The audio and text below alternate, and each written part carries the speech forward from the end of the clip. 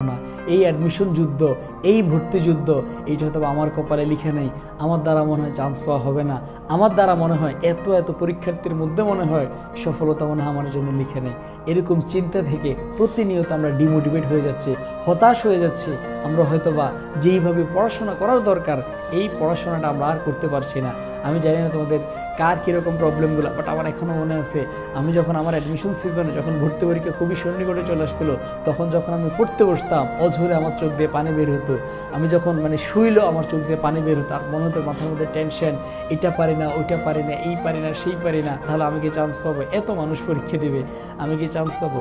এই কথাগুলো মাথার মধ্যে সারাদিন কিলবিল কিলবিল কিলবিল করতো, আর তখন চোখ দিয়ে অঝরে পানি বের হতো। আলটিমেটলি পড়ার নামে কিছুই হতো না। আমি জানি না তোমরা কে কি এই প্রবলেমগুলো ফেস করো। তোমাদের যদি ভাইয়ের মতো এই প্রবলেমগুলো যদি তোমরা ফেস করে থাকো, তাহলে এই ভিডিওটা তোমার জন্য। যখনই তুমি অনেক হতাশ হয়ে যাবা, যখনই তোমার দ্বারা মনে হবে যে আমার দ্বারা মনে হয় আর এই তৈরি নিতে পারবো না, আমি আমার দ্বারা মনে হয় এই অ্যাডমিশন যুদ্ধটাকে আমি ওভার করতে পারবো না, আমি মনে হয় সফল হতে পারবো না, ভাইয়ের ছোট্ট ভিডিওটা, ভাইয়ের কয়েকটা কথা হলো তখন একটু মনোযোগ দিয়ে শুনিয়ে ভিডিওটা একটু সেভ করে রাখিও। প্রথমত আমি তোমাকে যেটা বলবো সেটা হচ্ছে, যখন তোমার মধ্যে খুব বেশি হতাশা কাজ করবে যে আমার দ্বারা হবে না, তখন দেখবা তুমি যতই তখন তোমার অটোমেটিক দেখবা চোখ দিয়ে পানি বের হওয়ার মতো একটা অবস্থা তৈরি হয়ে যাবে। তখন তুমি যতই পড়তে চাইবে না, তুমি আসলে চাইলে পড়তে পারবে না। পড়তে গেলে তোমার তখন ঘুম চলে আসবে, কারণ তোমার মন ঠিক নেই, তোমার মাইন্ড রিফ্রেশ নেই। সো ওই সময় তুমি যেটা করবা, জাস্ট চোখের মধ্যে একটু পানি দিবা বা মুখের মধ্যে একটু পানি দিয়ে ধুয়ে একটু ফ্রেশ হবা। ফ্রেশ হয়ে মাথাটা ঠান্ডা করে জাস্ট 2টা মিনিট একটু নিজেকে সময় দিবে, জাস্ট একটু বসো। জাস্ট চিন্তা করো, তুমি তোমার নাম ধরে বলো সুফিয়ান, বা তোমার যে নাম, জাস্ট চোখটা বন্ধ করে জাস্ট নিজের নাম ধরে বলিও যে সুফিয়ান, তুই যে এখন হালটা ছেড়ে দিতে চাচ্ছস, কার জন্য হাল ছেড়ে দিবি? তোর নিজের খারাপ লাগতেছে, তোর কাছে মনে হচ্ছে তুই আর পারবি না, নিজের জন্য হাল ছেড়ে দিবি। বাট তুই দেখতো তোর দিকে তাকিয়েছে আরও 4টা চোখ, যে 4টা চোখ, 2টা চোখ তোর বাবার, 2টা চোখ তোর মায়ের, ওরা তো তাকায় আছে তোর দিকে। ছোট্টই জীবনে তোর জন্য কি না করছে, বাট তুই তোর আব্বু আম্মুর জন্য কি করছিস, কি জিনিস তাদেরকে দিতে পারছো যেটা নিয়ে তোর আব্বু আম্মু তোকে নিয়ে গর্ব করতে পারে? এরকম কোন জিনিসটা তোর আব্বু আম্মুকে তুই দিয়েছিস? তুমি দেখো তো ছোট্টই জীবনে তুমি তোমার বাবা মাকে গর্বের সহকারে তাদেরকে গর্বিত করতে পারার মতো, বা তারা গর্ব সহকারে বলার মতো তুমি কি এমন জিনিস দিছো? বাট তুমি দেখো তো, তুমি যদি ঢাকা বিশ্ববিদ্যালয়ে চান্স পাও, বুয়েটে, মেডিকেল বা যে কোনো পাবলিকে চান্স পাও, অ্যাটলিস্ট তোমার আব্বু আম্মু তো একটু গর্ব সহকারে বাকিদের কাছে বলতে পারবে যে না, আমার ছেলে অমুক জায়গাতে পড়ে, আমার মেয়ে অমুক জায়গাতে পড়ে। তোমার বাবা যখন বলবে, তখন তোমার বাবার বন্ধু বান্ধব বলবে না, ওর ছেলে অমুক জায়গাতে পড়ে, ওর ছেলে ভবিষ্যতে ভালো করবে, আর আমাদেরকে মনে রাখে।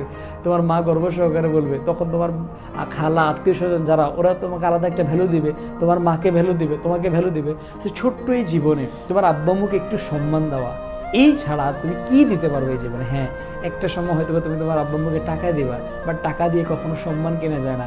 এই ছোট্ট বয়সে আমি আমার বাবা মা তো এখনও বলে, আমি আমার বাবা মা যে গর্বের সহকারে পর আমার ছেলে এই জায়গাতে পড়ে, ওই জায়গাতে পড়ে, এর চেয়ে সম্মান মনে হয় না তুমি বাবা মাকে আর তুমি দিতে পারবা।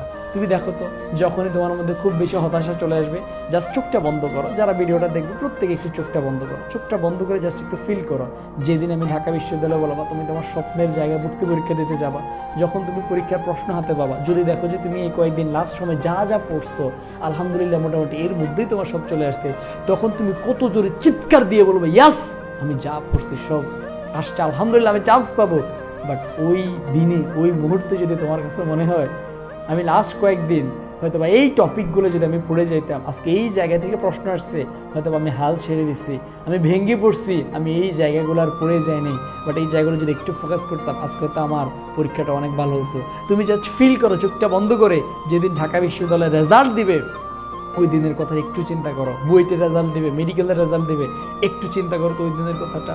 মনে করো সকাল এখন 10টা বাজে, ঢাকা ইউনিভার্সিটির রেজাল্ট দিবে, ওয়েবসাইট জাম, তুমি ঢুকতে চাইতেছো বাট ঢুকতে পারতেছো না, ঠিক হয়তো আধা ঘন্টা পরে তুমি ওয়েবসাইট ঢুকতে পারছো, অনেক কাপাকাপির মধ্যে তুমি তোমার রেজাল্টটা দেখছো, বা রেজাল্টটা দেখার জন্য ওয়েবসাইটে ক্লিক করলা, লগ ইন করলা, অনেকক্ষণ পরে তুমি তোমার রেজাল্টটা পাইছো। মনে করো আল্লাহর অশেষ রহমতে তোমার একটা ভালো পজিশন, এটা পাবলিকে হয়তো বা ঢাবিতে বা চবিতে বা রাবিতে একটা পাবলিকে খুব ভালো পজিশন আছে। জাস্ট ওই দিনটার কথা ফিল করো, যখন তুমি রেজাল্টটা পাবা, তুমি কাকে প্রথম জানাবা? তুমি ধরো আব্বুকে জানাবা, নাকি আম্মুকে জানাবা, নাকি আল্লাহর কাছে আগে 2 রাকাত নফল নামাজ পড়বা?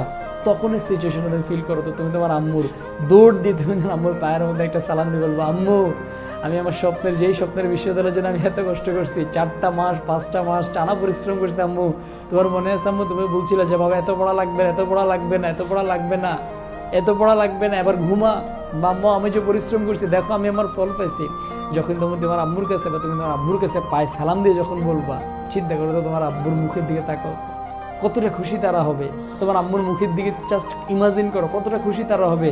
আমি তো যেদিন আমার ঢাকা বিশ্ববিদ্যালয়ে রেজাল্ট দিচ্ছে, আমি আমার বাবা এবং মা দুজনকে আমি একসাথে কাঁদতে দেখেছি। এই কান্নাটা কখনো কষ্টের কান্না না, বরঞ্চ আমার সুখেতে তারাও সুখী, এটা হচ্ছে সুখের কান্না। সো তোমার কি একটা বড় মনে চায় না জাস্ট ওই দিনটার কথা ফিল করো তো? তুমি তোমার রেজাল্টের কথা বলছো, আর তোমার আব্বু আম্মু, তখন তোমার আব্বু যদি বাসায় থাকে হয়তো তোমাকে জড়ায় ধরে বলবে সার্থক আমার ছেলে সার্থক।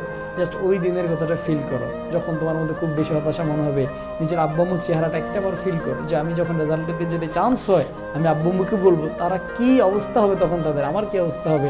এরপরে তুমি কাকে জানাবা? তোমার বন্ধু বান্ধবদেরকে যখন তুমি জানাবা, সবাই দেখবে তোমাকে নিয়ে পোস্ট দিবে, কারণ সব মানে একটা জায়গা থেকে সবাই চান্স পায় না, 2-1 জন 3 জন 4 জন 5 জন এরকম চান্স পায়, সবাই তোমাকে নিয়ে পোস্ট দেওয়া শুরু করবে। তোমার স্কুলের টিচাররা, তোমার কলেজের টিচাররা, তোমার বন্ধু বান্ধব, তোমার সিনিয়র ভাইয়েরা সবাই তোমাকে নিয়ে পোস্ট দেওয়া শুরু করবে যে আমাদের এলাকার অমুক ছেলে এখন ঢাবিতে পড়ে, ঢাবিতে চান্স পেয়েছে। তোমার বাল্যকালের বন্ধু বলবে এই আমার বাল্যকালের বন্ধু, ও চান্স পেয়েছে, আমার বন্ধু তোমাকে নিয়ে পোস্ট করবে।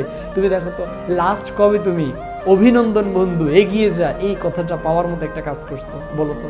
লাস্ট কবে কোনো কিছু অর্জন করছো যে অর্জনের কারণে মানুষ তোমাকে অভিনন্দন দেবে, কংগ্রেচুলেশন জানাবে, বলবে এগিয়ে যা বন্ধু, আমার ছোট্টবেলার বন্ধু অনেক বড় সফলতা পাইছে, অনেক বড় একটা জায়গায় গেছে, আল্লাহকে কবুল করুক।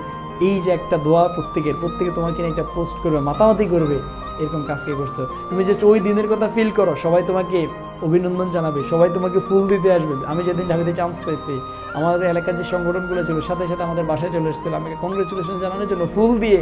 তো তুমি চিন্তা করো তো, তোমাকে এরকম অভিনন্দন দিতে আসবে মানুষ। জাস্ট এই জিনিসটা ফিল করো। কৃতি শিক্ষার্থী সংবর্ধনা আয়োজন করবে তোমাদের কলেজ থেকে, স্কুল থেকে, ওখানে তোমাকে রাখবে যে ঢাবিতে চান্স পেয়েছে, আলাদা একটা ভ্যালু দিয়ে তোমাকে রাখবে। সো এই দিনের কথা যদি জাস্ট ওই একটা দিনের কথা যদি আমরা একটু ইমাজিন করতে পারি, যে ওই দিনে আমার মানে ওই দিনটার কথা যদি একটু ফিল করতে পারো না, কোনো হতাশা আসবে না, কোনো কষ্ট তোমার কাছে মনে ওই একটা দিনের সুখের জন্য আমি প্রয়োজন 100 দিন পরিশ্রম করবো, জাস্ট ওই একটা দিনের সুখের জন্য।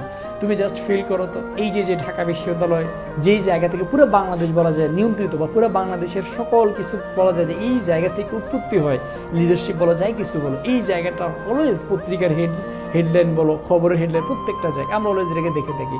তুমি যখন আর 2 দিন পরে ঢাকা এসে ভর্তি পরীক্ষাতে চান্স পাবা না, আর সারাদিন এগুলোর নিউজ দেখবে, তোমার মধ্যে একটা আফসোস লাগবে, আহারে হয়তো বা আমার এই বন্ধু ঢাবিতে পড়ে, হয়তো বা আমি তো আজকে ঢাবিতে পড়ার কথা ছিল, শেষ সময় যদি আরেকটু পরিশ্রম করতাম, আরেকটু পড়াশোনা করতাম, হয়তো বা আমি আজকে ঢাবিতে পড়তাম।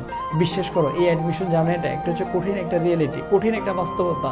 তুমি যেই ফ্রেন্ডের সাথে মিশতেছো, এই ফ্রেন্ডটা হয়তো ও চান্স পাবো, তুমি চান্স পাবা না। আমার এখনও মনে আছে অ্যাডমিশন জার্নিতে আমি যে রুমে ছিলাম, আমরা 4টা ফ্রেন্ড ছিলাম। আমার বেস্ট ফ্রেন্ড, ওর নাম ছিল রানা, এখন বরিশাল বিশ্ববিদ্যালয়ে পড়ে।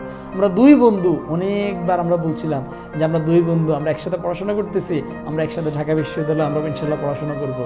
বাট আলটিমেটলি আমি চান্স পেয়েছি, ও পাই না। তো দেখো এখন আর কথাও হয় না। তুমি যেই বন্ধুর সাথে এখন আড্ডা দিচ্ছ, যেই বন্ধুর সাথে ঘুরেফেরা করতেছো, হয়তো ওই ফ্রেন্ড চান্স পাবে, তুমি চান্স পাবা না। বন্ধুত্ব এখানেই শেষ।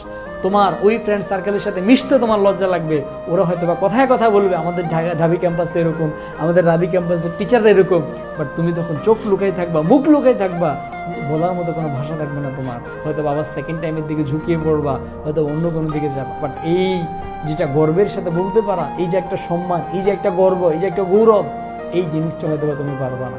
সো কেন তুমি হতাশ হয়ে যাচ্ছ? তুমি জাস্ট সিম্পলি চিন্তা করো, এই যেই প্রাণের ক্যাম্পাসকে তুমি ভালোবাসো, বুয়েট, ঢাবি, মেডিকেল যেটাই হোক না কেন, এই ক্যাম্পাসে তোমার কি মন চায় না যে আমি এখানে আড্ডা দিব, এখানে দ্বারা আমি আমার পরিশ্রমের গল্পগুলা, আমি আমার সফলতার কথা আমিও একদিন জুনিয়রদেরকে বলবো? তোমার কি মন চায় না? সো এই এত সুন্দর দিনগুলো কেন তুমি অবহেলা নষ্ট করতেছো? তোমার সামনে অনেক সুন্দর একটা ভবিষ্যৎ আছে। আমি এটা বলতেছি না ঢাবিতে পড়লেই তোমার লাইফ সেটেল, বাট না, তোমার সুন্দর একটা ভবিষ্যৎ এখান থেকে তৈরি হবে ইনশাআল্লাহ। সো কেন তুমি তোমার ভবিষ্যৎটাকে নষ্ট করতেছো? কেন তুমি তোমার নিজের পিতামাতার মুখের হাসি থেকে কেড়ে নিচ্ছ? কি দিতে পারছো তাদেরকে? কেন নিজের ভবিষ্যৎটাকে অন্ধকারে ঠেলে দিচ্ছ? জাস্ট এই কয়টা দিন যদি একটু পরিশ্রম করো, একটু লেগে থাকো, হয়তো বা ইনশাল্লাহ আল্লাহ যদি কপালে রাখে, ইনশাল্লাহ হয়তো তোমার ঢাকা বিশ্ববিদ্যালয় বলা যে কোনো একটা পাবলিকে হয়ে যাবে। সো এই লাস্ট টাইম আর হতাশা চলবে না।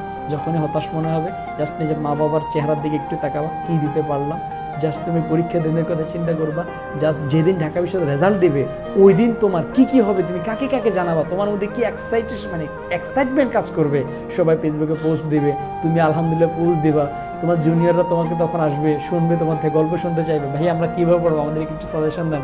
তোমার মায়ের কাছে এসে অন্যান্য গাইডিয়ানরা বলবে আপনার ছেলে কীভাবে পড়ছে, আপনার ছেলে কোন জায়গায় পড়ছে, ও যে চান্স পেয়েছে আমাদেরকে একটু বলেন না, ও কোন জায়গায় পড়ছে, ও কীভাবে পড়াশোনা করতো, ও কি ঢাকায় ছিল নাকি ও বাসায় বসে পড়াশোনা করছে, ও কীভাবে বলেন না আমাদেরকে একটু, ওকে বলেন না যে আমার ছেলে মেয়েগুলোকে একটু গাইডলাইন দিতে বলো।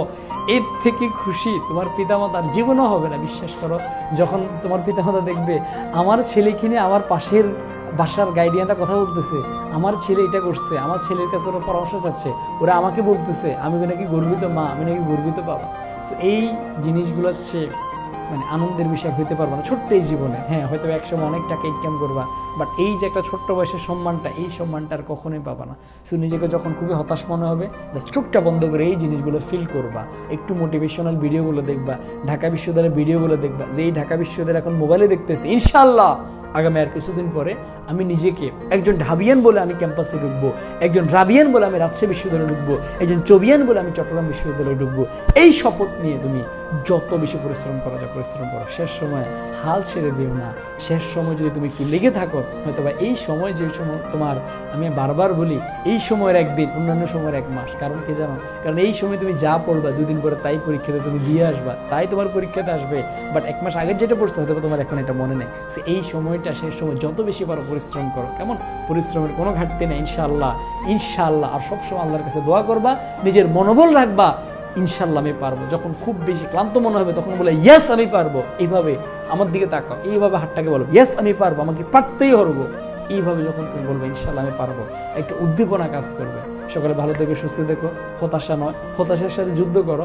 হতাশার যেই অন্ধকার আলোর মধ্যে, হতাশার যে অন্ধকারের মধ্যে তুমি ডুবে আসো, এই অন্ধকারের মধ্যে তুমি আলো খুঁজো, মাথায় রাখবা রাত যতই গভীর হোক না কেন, রাত পেরিয়ে যেমন সূর্যের আলো বা ভোরের আলো উঠেই, তেমন এই হতাশার মধ্যে তুমি তোমার আলোটাকে খুঁজে নাও।